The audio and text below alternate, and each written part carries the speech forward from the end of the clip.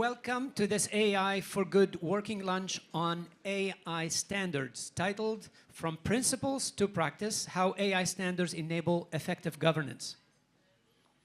The purpose of the session is to bring together global stakeholders to reflect on the progress made through the AI and machine learning standards, AMAS collaboration. Where is Alessandra? You're here. Okay, we'll hear some from you.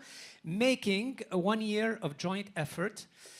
It aims to build consensus around shared statement positioning the AI standards database as a central reference point for trusted and transparent AI standards efforts.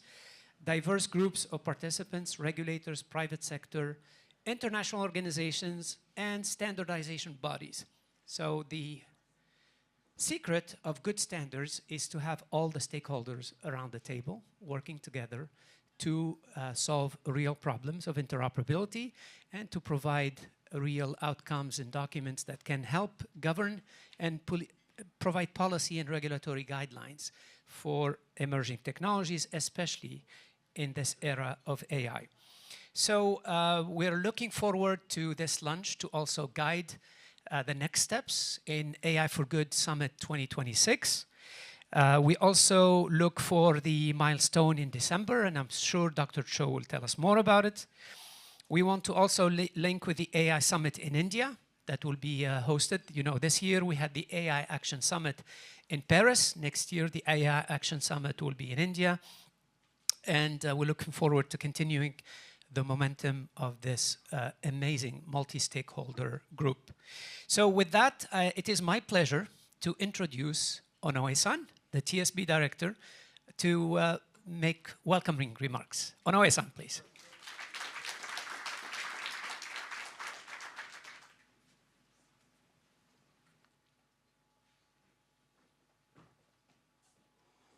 A little bit higher. always happens. Okay. Good afternoon, everyone. I want to start with a big thank you to every one of you. We have moved fast to meet global calls for trusted AI standards. And we have established solid foundations for success. Because standards are driven by collaboration and consensus, and we are building the right commitment. We will keep bringing everyone together from the public and private sectors and all areas of expertise. The progress of AI must be in the public interest, and everyone needs that assurance. Standards from ITU and our partners have a key role to play. They can stimulate global access to essential technical capabilities, and they can codify common understandings between the public and private sector. That's why AI for Good brings together decision makers and tech innovators from countries at all stages of economic development. And that's why, together with ISO and IEC, we take every opportunity to highlight how standards can help government achieve these goals. Today's lunch will keep this conversation moving, and we very much appreciate your support. Thank you. Thank you very much, Onoe-san. Please, you can start eating. Bon appétit. You can start with the first course. I'd like now to welcome our framing and scene-setting leaders. Dr. Cho from ISO, the president of ISO. You'll use the lectern? Yes, thank you. Welcome, Dr. Cho.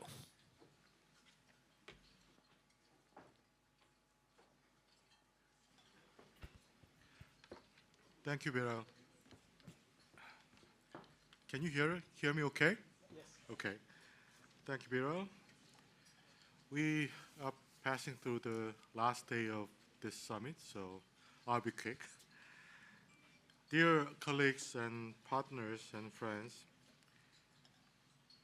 it is a pleasure to join you today at this important roundtable on AI standards.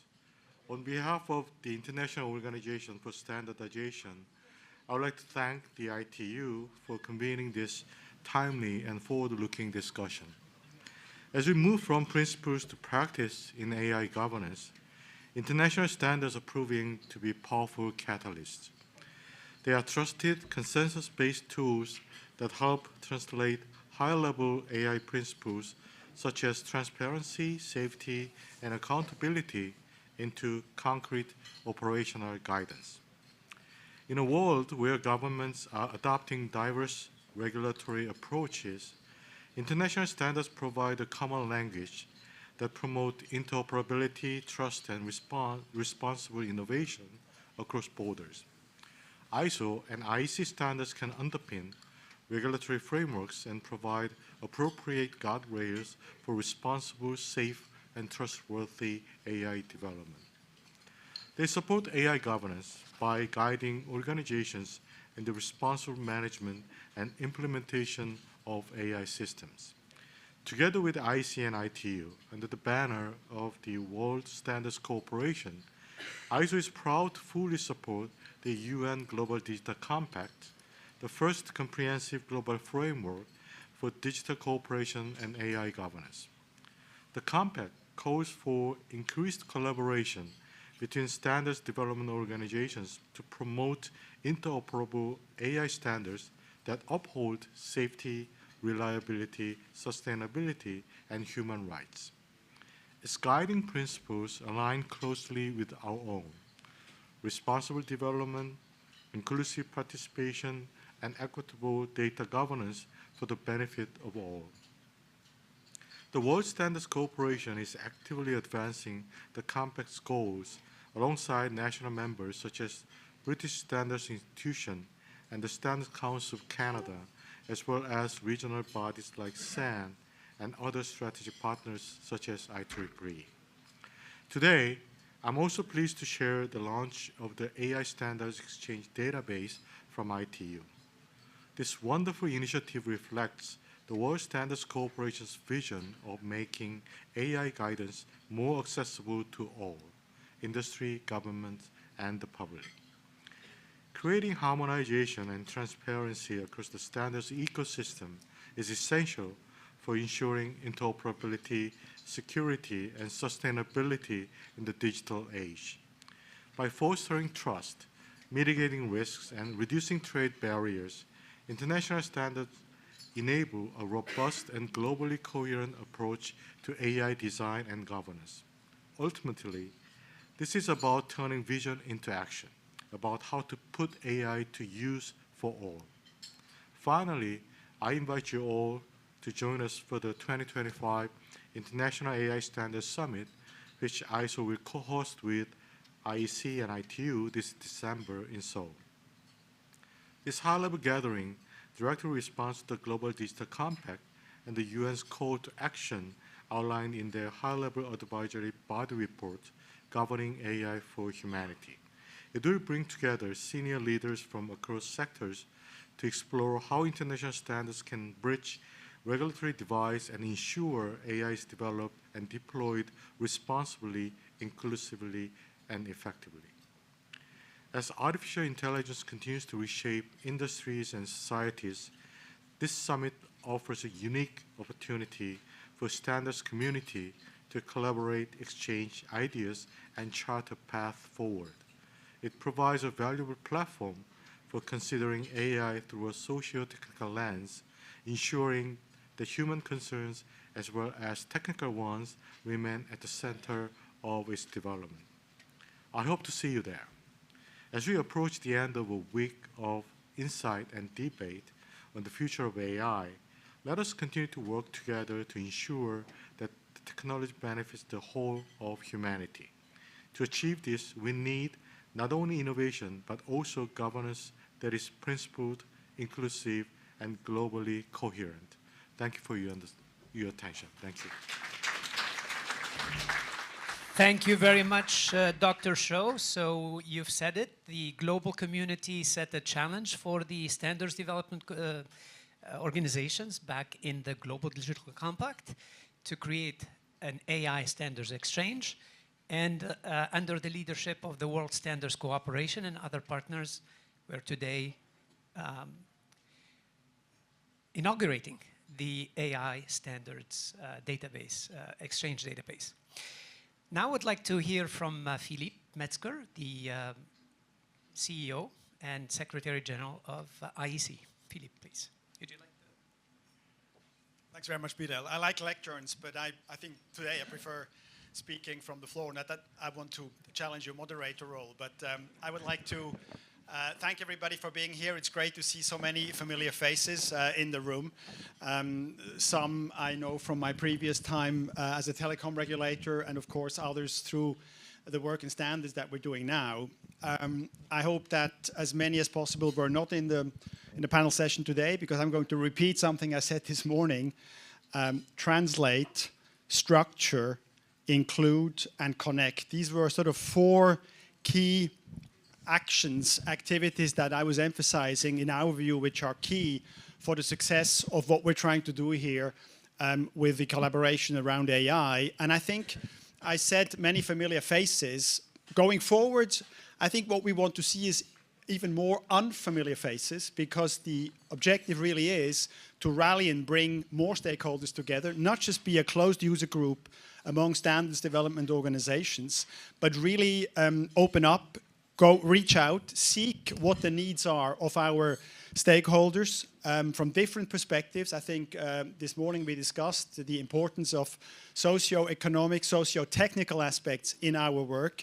And it's just a little illustration, I think, here in collaboration with, in partnership with, and these are just 6 organizations. We hope that by the time we meet in Seoul in December, 2nd and 3rd of December for the International AI Standards Summit, we will have many more organizations and stakeholders present.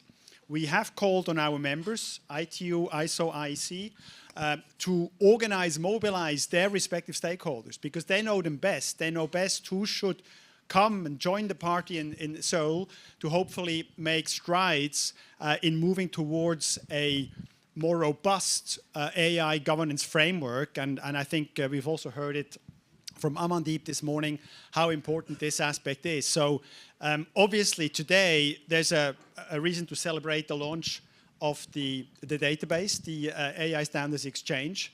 But as we said this morning as well, this is just a means to an end. And so just providing a tool, providing some sort of mapping, if you will, in this case about the standards from various organizations is not enough.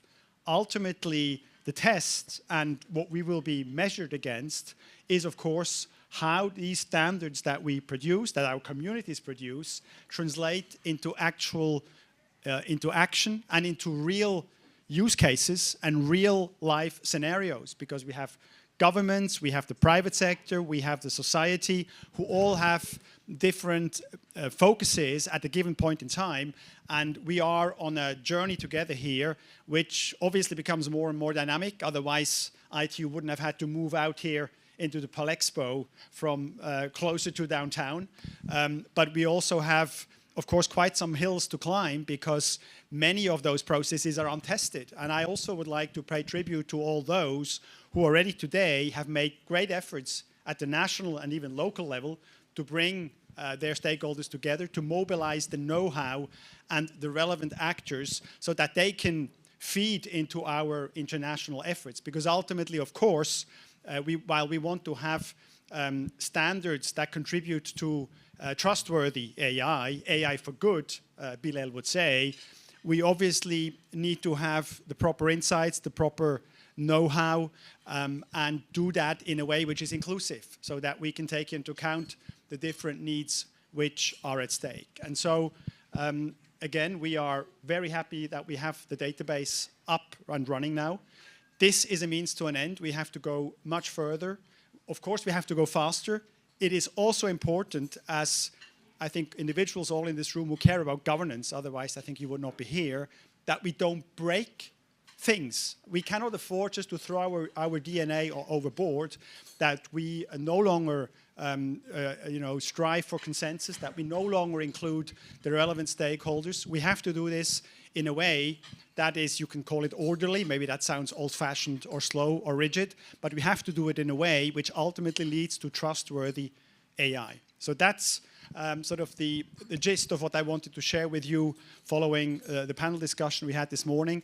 But I think more importantly than listening just to Dr. Cho, myself, Onoe-san and Bilal is the interactive discussions, hopefully, around the lunch. And I think everybody has already had the start, more or less. So I think there is now time for food for thought, Bilal. Indeed. Thank you very much, Philippe, for your sparking remarks. We're going to have another set of sparking remarks from the executives in the private sector. But before that, you've heard so much about this database. So how about we see what's in the database? And my colleague Vijay, where's Vijay? Okay, are you ready to unveil the database? Vijay, of course, has been working very closely with the experts from ISO, from IEC, from IEEE, the Internet Engineering Task Force, and the Turing Institute AI Standards Hub, and other SDOs, as Philippe mentioned. Hopefully, by the time we get to Seoul, we'll have many more standards development organizations that will feed in their standards and reports. So with that, Vijay, over to you. Yeah. Okay. Okay, it's working. Okay, good afternoon, everyone. So I don't want to be the one that's between you and the lunch. I'll make this very simple. So the AI Standards Exchange database provides information about the different standards on AI and also related technical reports on AI from different SDOs. So we just heard this morning about the different SDOs whose standards are there.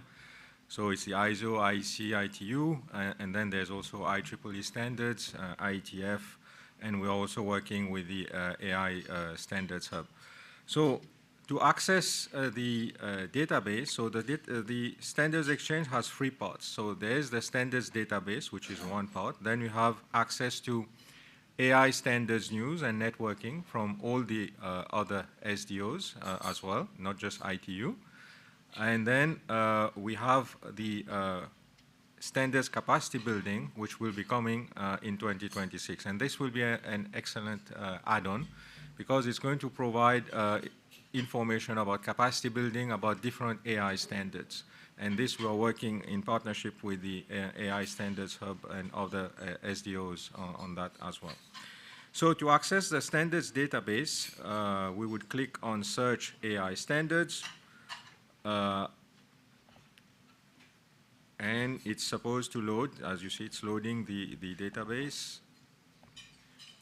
And you have different ways for searching for information. You have what we call the keyword search, where you can provide any kind of keyword, and it will search in the description and in the title of the standard.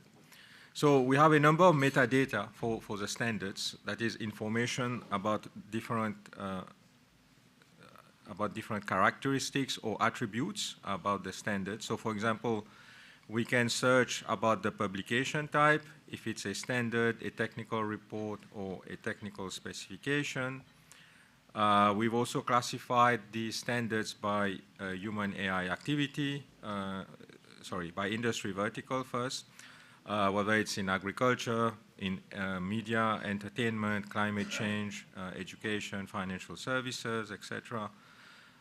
And then the interesting one is the human AI activity, which means what activity which is done by a person but is automated by the AI system. So it enables you to also have this information. And then we also have the information by different SDOs and also by different technical committee within an SDO as well. Like, for example, in ITU, we will have it according to different study groups in the ITU. Just to illustrate the keyword search here, so for example, if we do a search on health, for example, it will bring out, for example, 32. It found 32 publications. Then we can do a drill down out of these 32. Which one of these are recommendations? So we would select the publication type, and then it will identify 17 of these are standards. And in this way, we can do further drill downs of these standards, maybe in which industry vertical they are being used, or which human AI activity these standards are being used, where the human activity is being automated by the AI system. And then you also have the results filtered also by different SDOs whose standards are there. And then you can also have information about the status of the publication, whether it's in force, published, under development, which means it's not yet published, but it's still a draft. And sometimes some SDOs have this category pre-published. It's published, but not yet approved. Okay, so these are some of the things that we have at the moment in the AI Standards Exchange database, where you can do some drill downs on specific keywords. And what's coming up by the end of the year, we're going to add what we call an LLM plugin, which means people can type their query in English, simple English, and it's going to retrieve the information from the database. So it's something, if you want, like a chatbot that people can use to query the database as well. So this concludes the presentation. So I'll let you enjoy your lunch now. So back to you, Bilal. Thank you, Vijay. So this is version 1 of the database, but as you heard from Vijay and Philippe and Dr. Cho, we will continue improving this database based on the feedback. We will have a steering committee from all the standards development organizations to maintain it and grow it. And we welcome other partners that have relevant standards that wish to join this database. So your feedback is really important. Next, I'd like to move to the next topic to hear from our industry leaders. To explain, we have, of course, standards development is mostly done by industry. And governments are present to guide and look at the regulatory aspects and national policies and so on. But really, most of the standards are brought to us to here, to all of our partner SDOs by industry that needs interoperability. So with that, would like to start first and invite Mr. Hatem Douyar, the CEO of Etisalat, to give us your thoughts on this. Thank you, Bilal. Good afternoon. Really happy to be here with you today. And looking at the faces around here, I think some of you, not all, will remember the days when we had mobile phones that did not work when you traveled. You know, first, it didn't work at all. You went to the US or to Japan, and you had to rent a phone at the airport because your phone and your number would not work. And then came a day when you then had to search for specific models that had tri-band, quad-band, and specific bands because everyone was using different spectrum ranges, even when we were converging to the same standards, but different ranges. And it took us as an industry in telecommunication a very long time until we now have global standards. Really, finally, came together with LTE, with 4G, and now in 5G, it has become seamless, where you can go anywhere in the world and you can keep your number and your phone and it will work. Now looking at AI and where we are almost flashback to that time. It's like building a new town with lots of very fancy houses, but the roads are not there, the water connection and internet are not there, and even more importantly, sewage is not there. And this is the situation today. So while the telecommunication industry has evolved, have become standardized, have also, in the last few years, been working on having standard APIs that would be able to connect to other parts of the industry.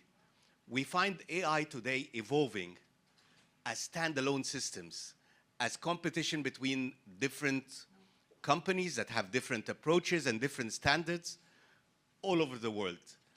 That's even more magnified by the geopolitical division, where we have a complete separation now between the East, and by that I mean China, and the West, mostly the US, in terms of standards and the way things are. So we are at a position where we are facing a dilemma that can happen again. And AI, while today we were speaking in one of the panels, has a lot of opportunities, but also has a lot of risks. And it's very important that we have that interoperability of AI. Imagine a world where we have a lot of drones that are carrying, all kinds of different deliveries, and maybe passengers as well.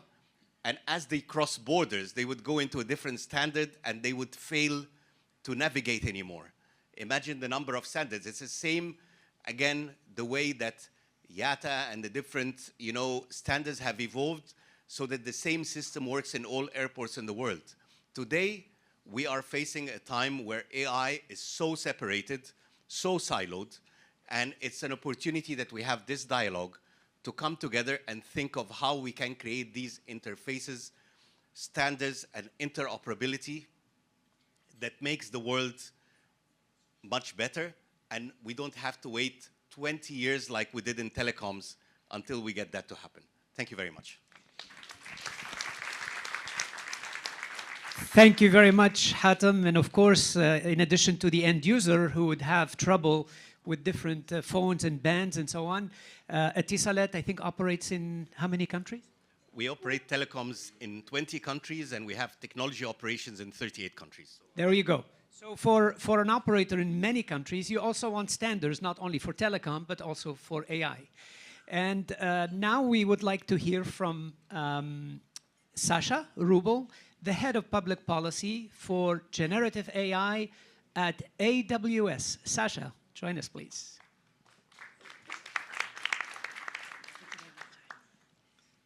That's a hard act to follow, but I am going to continue by sharing a story. And actually, all credit goes to David Kutko right there from BSI, because while I was coming in, he was telling me a little bit about the origins of BSI. And BSI started in the 1930s, please keep me honest, David, because they wanted to make sure that there was a common approach inside of the UK in how they were developing train tracks. Specifically, how these tracks were measured so that you could travel inside of London, but across the UK. That didn't happen originally, even within the UK. And what it meant is that at one point, all of those train tracks needed to be dug up and rebuilt. Eventually, that let's say, magnified to other parts of the world and the Commonwealth, and then eventually now we have a standard approach to how we build trains. I think this is a good way to frame the debate around standards for a couple reasons. One is that international alignment, as you eloquently put, is absolutely necessary because it allows us to travel, but it also allows our ideas and our services and social impact to travel in a way that is clear. The second is that you need to develop these standards based on real-world challenges and practicality and work backwards from there. And that's why I really believe that multi-stakeholder cooperation is really important because, let's be honest, this technology is moving very, very quickly. And one of the results of this technology moving very, very quickly is the need to develop the science alongside this technology, but also standards that are flexible, but also precise enough and technically feasible in order to make sure that we provide the roadmap necessary for industry and organizations to comply. The third element of that is really about innovation and scale and what that means. One of the things that I hear all the time from the organizations that we're talking about, that we're working with, is that it's really hard to understand the patchwork of regulations and standards that exist. It's like navigating pieces of a puzzle that are constantly moving. I'm French, even though I sound very American, and I live in Paris. In the EU, for example, we have, and Draghi underlined this in his report, more than 100 digital policy laws. It's easier for companies like mine at AWS to understand. It's harder for startups who maybe have in their teams one founder, maybe a second person who's a technical expert. They certainly don't have armies of lawyers or policy teams. And one of the things that we found in a report that we commissioned recently is that startups estimate in the EU that they spend up to 46% of their IT spend on compliance-related costs.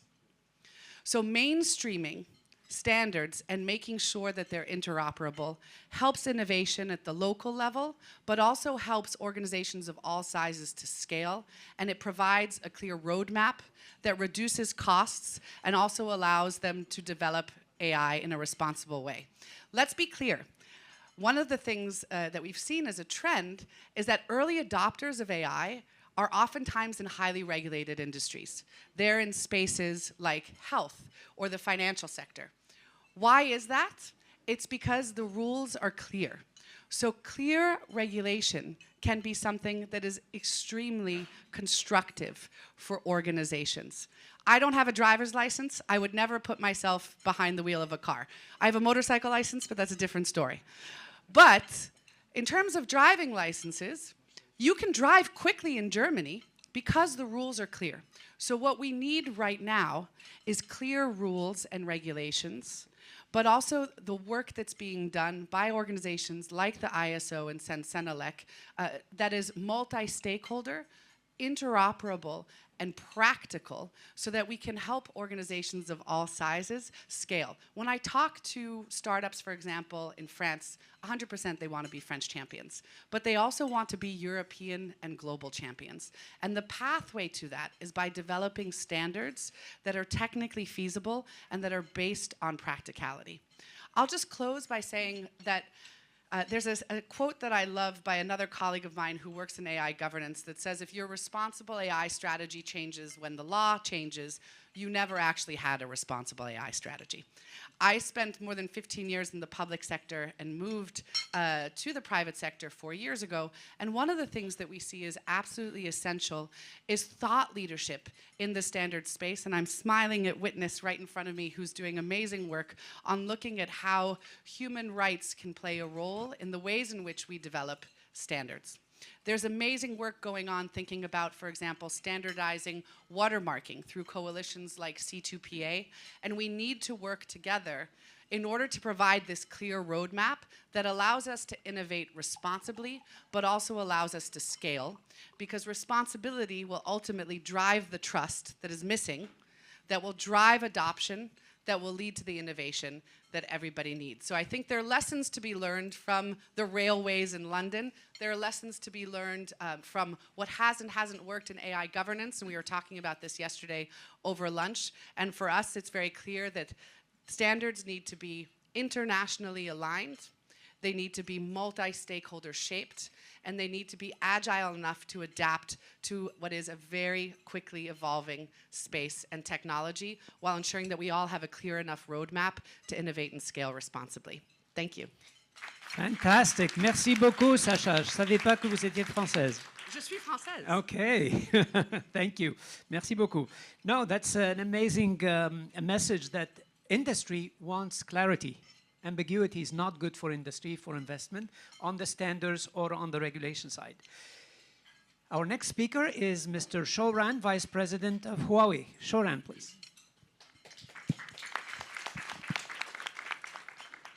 Thank you so much. And please enjoy your lunch and wonderful food. I'm so lucky I can stand here because when we're talking about AI, we think it's a very it's an ecosystem. Yeah, we mentioned multi-stakeholder. Yeah, so Huawei as a private company, yeah, we think we are so lucky. Yeah, because we have so many important open dialogue and open standard organization, and I think the dialogue is so important. For when we're talking about AI, we also hear that the history of telecommunication, telecommunication based on global standardization. I think not only as a vendor, as a equipment vendor and player, we also our customer and the user, they benefit from the standardization. Just like you mentioned, it's a long history for the global standard. It's not easy. For AI grow so fast. I think a lot of technical innovation occurred, and a lot of global application. For Huawei, also not only an ICT provider, but we also focus on AI cloud and AI chipset infrastructure. We are looking also operation, not the cooperation environment. Before we put a lot of work very closely with all the important organizations, and we try to contribute and benefit from the standardization. For AI, now the governments is so important, but we think just like when we talk about AI ecosystem, each of the stakeholder, they can hear the different voice, and they can dialogue with each other is so important. Because governments, they need to know, very fast about the technical and the end user, their needs. And for as a company, we are also very interesting, and we want to know the governments, because as a global company, we don't think if the market is siloed, it's well, maybe our customer, their needs is not so. They don't want to be locked by any company, just one company, just one country. I think so. Because our customers, their needs, they need a standardized and maybe protocol to interoperability. So that's why we think so important. For today, we also have chance to know for AI standard. A lot of organizations they are focused on, and we are also looking for the more cooperation. Which is most value AI standard, which is the government focus on, which is the end user focus on, which is provider, chipset, cloud they focus on. I think it's different, but for AI, because AI from the technical view, it's horizontal technical, but we have to use this in different vertical scenario. So the governments and the standardization, they need to work together. And for the horizontal standard, it's more challenge, to how to serve so many vertical. Again, so thank you so much. We have an open dialogue platform, and we want to cooperate and contribute, work with you. Thank you. Thank you very much, Shouran. So this ends the first segment to hear from industry, the second segment of hearing from industry, after hearing from the leaders of the standards development organizations. And now we're going to be moving into some homework in each table. So we all get to talk to each other, and we have tables that have been designed as multi-stakeholder tables. We have some questions. If we could, I don't know if Sylvia, we can have the questions on the screen. Otherwise, I'm going to read them. So tables, okay, great. You can see these tables 1, 2, 4 have been assigned. The first question, how can standards bridge AI principles with regulatory and legislative compliance in practice?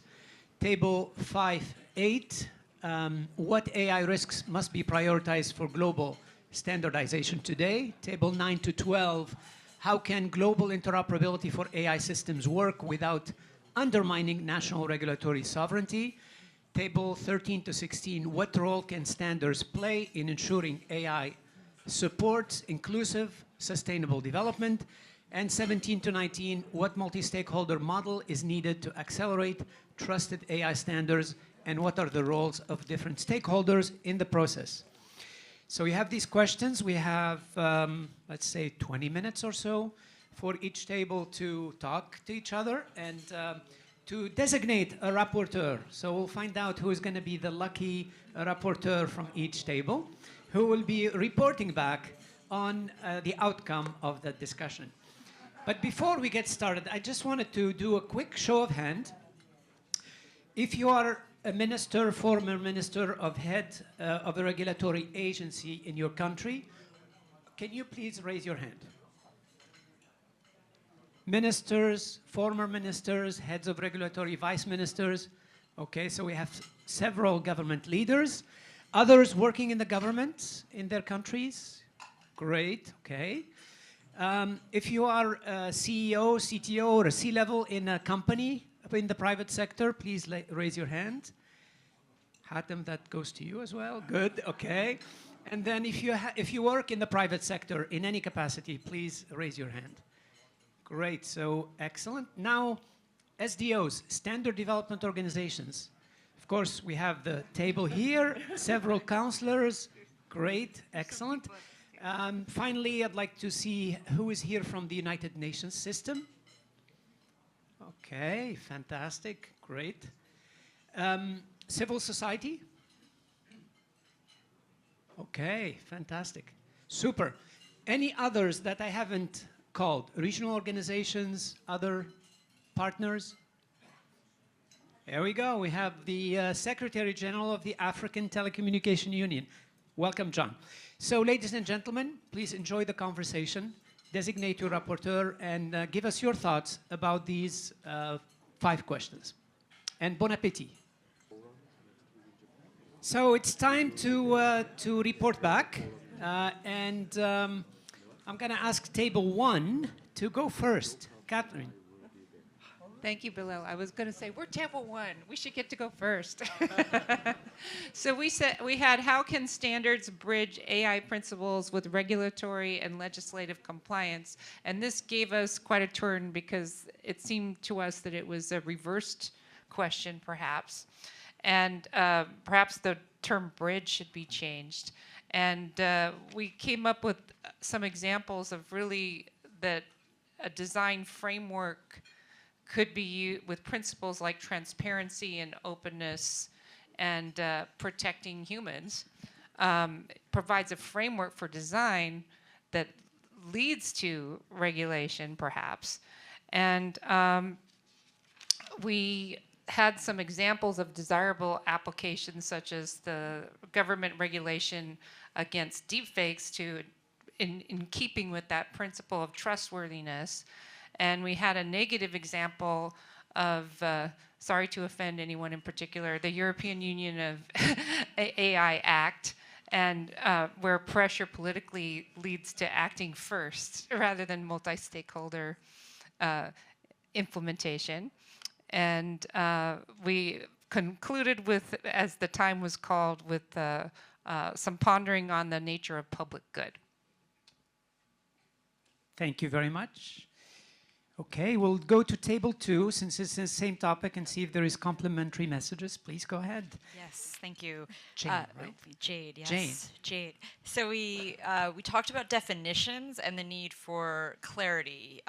For example, in the legislative landscape, we have some different definitions across the AI Act versus the GDPR, different state legislative proposals in the US.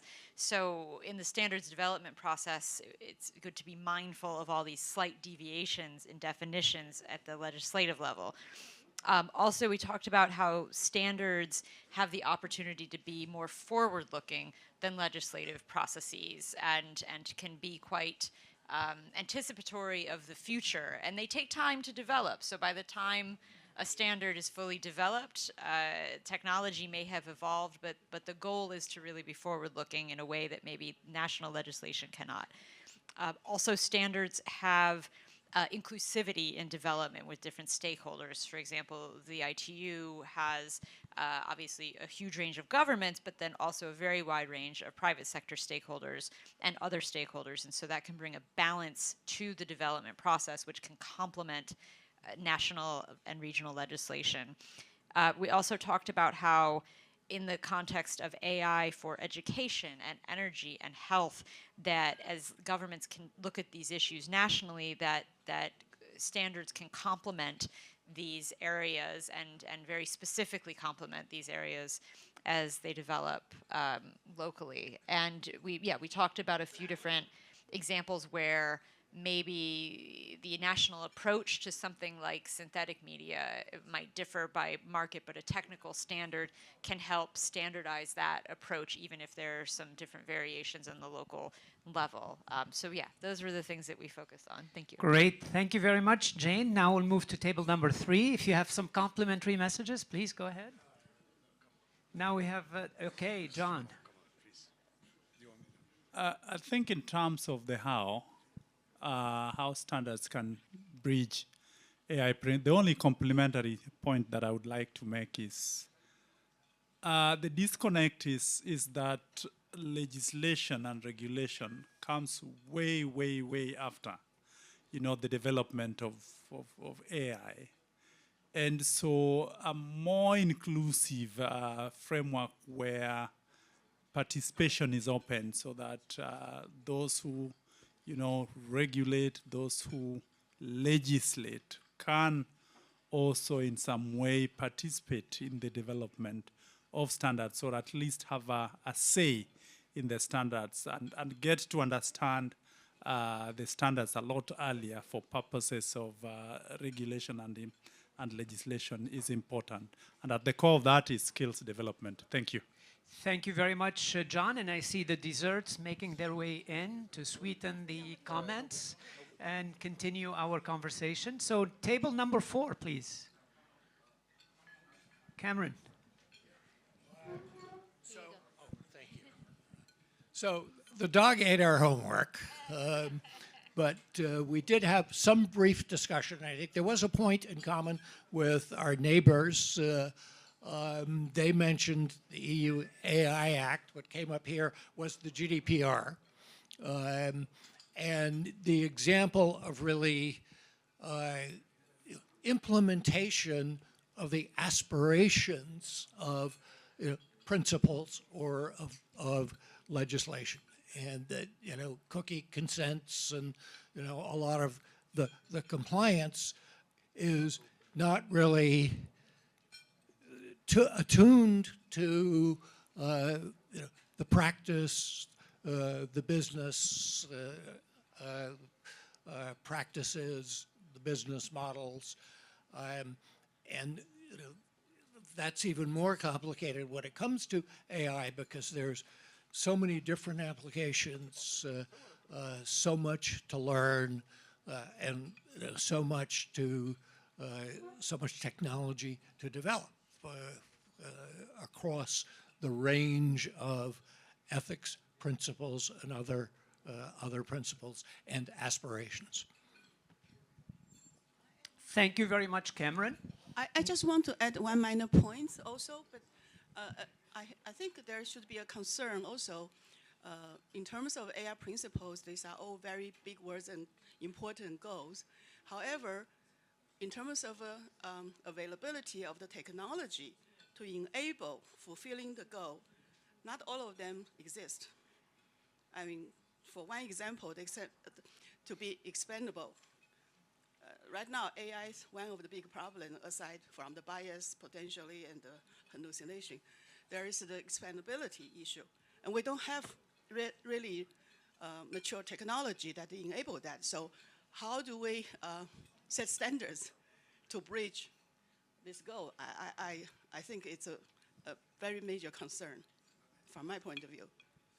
Thank you very much. So now, ladies and gentlemen, we move to the second question. Table 5 to 8, what AI risks must be prioritized for global standardization today? Table 5, please. Thank you, Bilal. I have the honor to report our discussion in Table 5 because this question is about standardization, and I am from ITU, the host. We talked with emphasis on 2 points. What is the risk to be prioritized and for standardization? And the first priority we have identified is the information authenticity. People concerned about misinformation intentionally or unintentionally. And the second prioritized risk is the data security, the life cycle of data. People are feeding the AI models now with their own data. They are concerned how they were used, whether there's any privacy issues related to with it, whether it could be used, analyzed later at a certain stage by someone with malicious intention, etc. The third priority is the reliability of the AI AI applications, whether they are trustable, whether they are accountable, and how to avoid the hallucination issues. And also, there is some discussions whether the question is asked correctly, because we are fully emphasizing the risks. And it was identified that standards sometimes comes naturally when there is a business need from the industry. So there are also possibilities for that kind of standardization. That is all. Thank you. Thank you. Thank you very much, Shoya. So we'll move to table 6, 7, and 8 with the same question. If I can ask you to be brief and just complement the previous one, if possible. Be brief. We'll be very brief. Good. Is it morning or afternoon? Good afternoon. Thank you very much.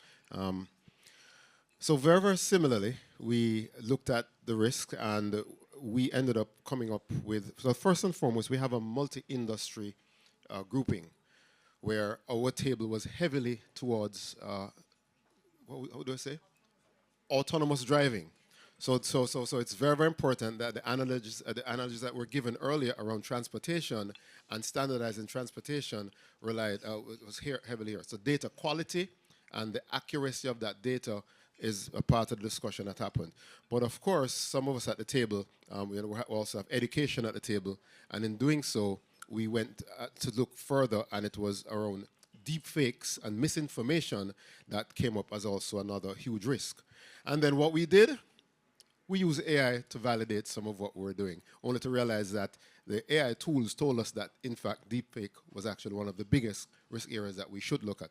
So one of the questions, of course, coming from our education folks, can standardization really fix that, however? Because we can do everything in standardization, but standards can establish definitions. What standards can't do is stop the source where the information is coming from.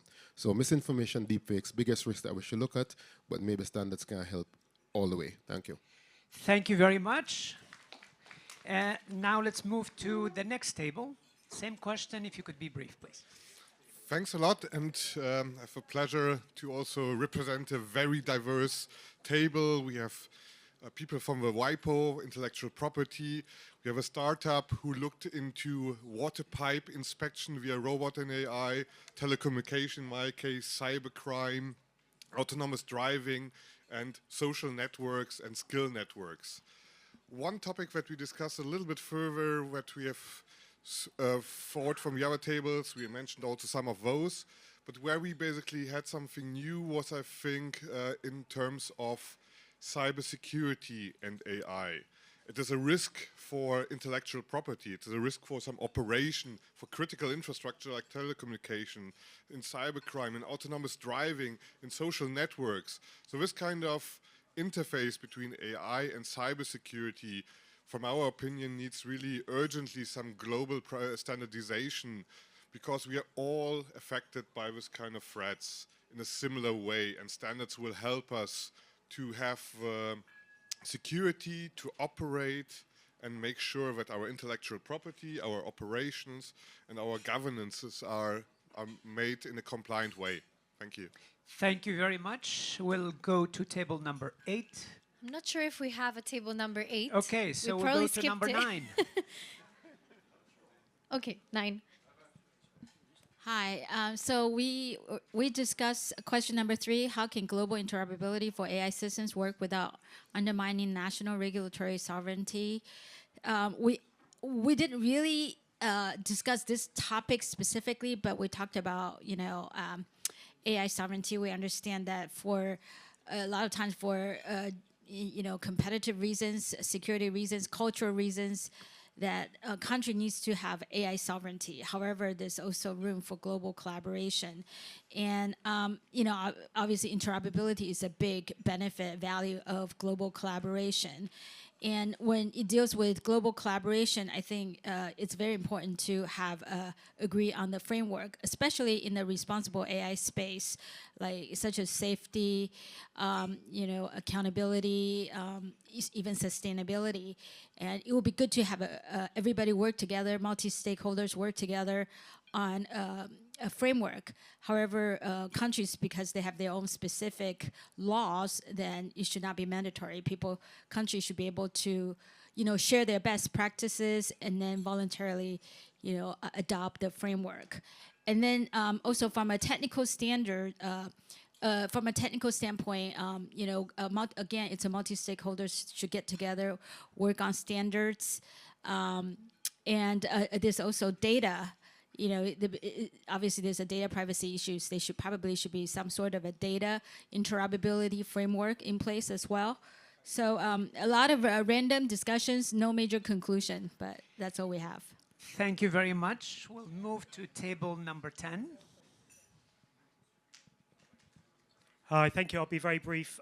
So on the third question, genuine multi-stakeholderism, I think, was one point we had. In terms of interoperability, we need to make sure that we achieve consensus by making sure that standards are genuinely technical as far as possible. We recognize that there are legitimate policy reasons that governments may have and concerns they have, and we also therefore need to be thinking about using policy frameworks such as the OECD principles and the Council of Europe Convention as well to underpin. Thank you. Thank you very much, Paul, for being brief. We'll go to table number 11. Right, so I suppose as Study Group 17 chair, no pressure on cybersecurity and AI. All right, so we just finished a very successful workshop on AI security just this morning, so the question was perfect for us. So let's split so first of all, we had a table with a member of the police in UAE, and we had 3 persons from the workshop, Thales and myself, and 2 persons from Korea, from a startup. So we rapidly got consensus on the following. The first part on how can global interoperability for AI system work, we need to explain what we mean by that. And the outcome of the workshop this morning is very simple. We are exactly in the same situation of 40 years ago when we had to define the OSI model for network, this time for AI. We need to create a protocol, we need to qualify the OS, AI agents, multi-agentic AI, we need to specify the security properties, the trust properties. We have the context of responsible AI, so we have a number of things we reviewed and we are clear on that. It was more difficult to understand how it could undermine national regulatory sovereignty. So the first thing is that nothing new. It's already a problem. When we have clouds that are distributed over the planet, when a company as a multinational company is over various jurisdictions, they already have the problem. So nothing new here. So what's new here, there is something new here, which is the problem that the agentic and multi-agentic AI are going to speak with each other. And we don't know what they're going to tell to each other. The problem is, imagine an hallucination attack or a prompt injection attack. That's what could be a real problem, a new problem that we don't understand how to fix it for national regulatory sovereignty. That was our conclusion. Thank you. So another OSI model for AI is your table's output. Let's go to table 12. Please be brief. We only have a few minutes left. We'll try to be brief, Bilal. Greetings all. I've been voluntold to come up and say things. We, in short, said transnational governance is what needs to work. We went into what is national sovereignty, and we talked about global existing frameworks that already define what sovereignty is. If we can start to apply that. transnational frameworks, meaning we also already have treaties that quite a lot of countries or organizations have signed up to, like the Universal Declaration of Human Rights, like the Convention on the Rights of the Child, to start with the human at the center, to take those difficult to qualify and quantify principles and build them into everything from preconception all the way to the time you might want to decommission something, and to have as big a table as possible without having, shall we say, too many random voices. Because if you start off by having the different constituencies brought together, and if you can agree on the shared principles, and you then implement and execute on the shared principles after you have defined what they are, we see that as a path forward. Thank you very much. And now we go to table 13 and a new question on the role that standards can play in ensuring AI supports inclusive, sustainable development. Thank you. We were not burdened by the fact that we are table 13 on a Friday. And we had a good discussion around the topic that I will not repeat. We also had a couple of empty seats, so we invited AI to join our conversation. And we came up with, we converged around 4 slogans, if you will. One is that without standards, inclusion becomes a slogan. And with them, it becomes a system. So we would advocate in favor of standards as equity enablers to promote algorithmic fairness, explainability, and non-discrimination. We want to make sure that AI technologies are auditable and accountable, and these are important. Secondly, inclusion is not just about access, it's about participation in rulemaking. AI standards allow countries, especially in the global south, to shape their own AI futures rather than adopt imported ones by supporting interoperability, capacity building, and contextual relevance.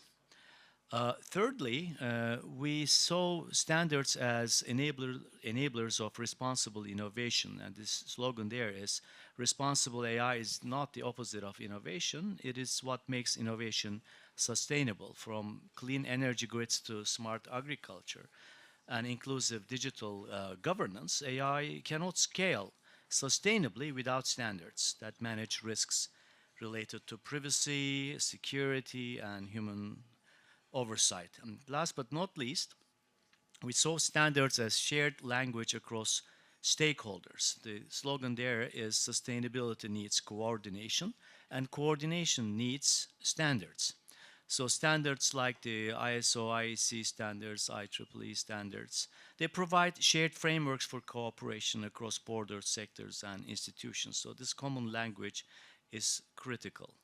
So we thought that we should weigh in favor of global standards that serve people, not just markets, and be inclusive in design and implementation, co-created with Global South, aligned with sustainable development objectives, goals, and evolving to match technological change with ethical foresight.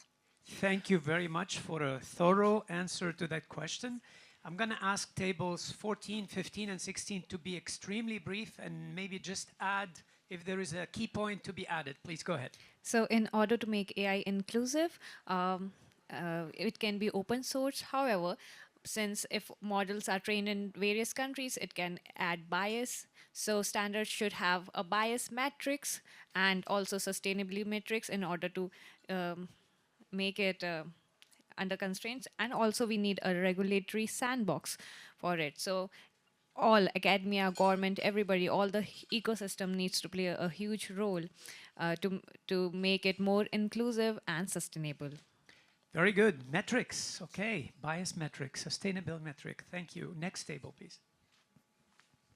Sure. So forgive me because we chose to sort of dismiss the question because we all agree that standards play an important role. But first of all, we assume that, well, even already at the private sector level, standards like, let's say, the Google Cloud Platform in Switzerland alone have data governance rules that make it harder for companies to work that way. And then we came to a little bit of a shock value conclusion that LLMs eventually might bear the same importance as nuclear power. Imagine a situation in the future where LLMs become such an important and integral layer of society that in the case of any conflict, there will be no war, there will be no hacking, there won't be financial sanctions, we will simply slow down the LLM that you have, which simply points to the importance of establishing standards, but at the same time maintaining a degree of sovereignty. Thank you. Interesting. Table 16.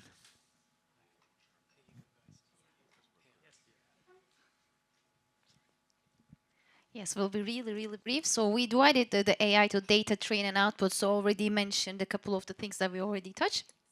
For the data part, we also highlight the good data. So maybe standards can give us a way how we measure the quality of the data. It will be also the increase the efficiency of the AI model training and using. And for the training part, we can have the standards can help us the distribution of computing to also have a more the efficient deployment of the resources and the scaling of the reuse of the current existing data and data sets and without needing developing new the models. And for the output, so the most important things actually how we measure the energy consumption of the AI model can be a good initiation that can be led by or pushed by the standards, because right now we don't have the good way. And also interfaces and the standards can enable the small companies or the researchers and industry partners that can integrate this big AI platform and create some standards for this integration and the definition of the interfaces. Thank you. So metrics on bias and metrics on good data. Interesting. Thank you. Table number 17, and now we have the final question. What multi-stakeholder model is needed to accelerate trusted AI standards, and what are the roles of different stakeholders in the process, please? Table 17. That would be me over here. So we had a discussion about the different stakeholders that might be relevant to be included in the standardization process. We came up with a list such as government, industry, academia, civil society, standards bodies, and end users. It's a bit the same topics you hear all the time. However, it's sometimes very difficult to get all these voices to the table and make this whole process inclusive. Standardization organizations, these work groups where standards are actually being written, they have their own world, they have their own language. It's really a process to start to be involved there. And it might also be like a little bit of a political issue there, because different stakeholders have, of course, different things they want to achieve in standardization. Another aspect we were talking about is that it's really difficult to regulate every step of this process of a product. So ideally, we want to be proactive and avoid that things are going bad with the product. However, how much is the producer of an AI system responsible and involved in proactively avoiding that things are going bad? Yeah, so we were actually thinking that these broad views from all angles need to be involved throughout the whole process. However, it might not be always clear for everyone involved who has to play which role, and therefore giving, for example, checklists or very good, measurable, clear advice to producers is very important in this process. Fantastic. So we have to do more on trustworthy AI and to enhance the trust through standards in AI, perhaps through testing or other mechanisms. And we had 2 workshops this week on trustworthy AI testing and knowledge transfer or knowledge sharing. And we'll have a report from those dialogues and workshops. So I think that's it. We don't have any more tables. I want to thank you very much for your time, for your wisdom, and for sharing your ideas on how to advance AI standards worldwide in a multi-stakeholder fashion. Very pleased to have our standards development organizations, the private sector, the governments, civil society taking part in this conversation to help us navigate the AI standards world. Thank you. That ends our lunch. Enjoy the rest of the afternoon.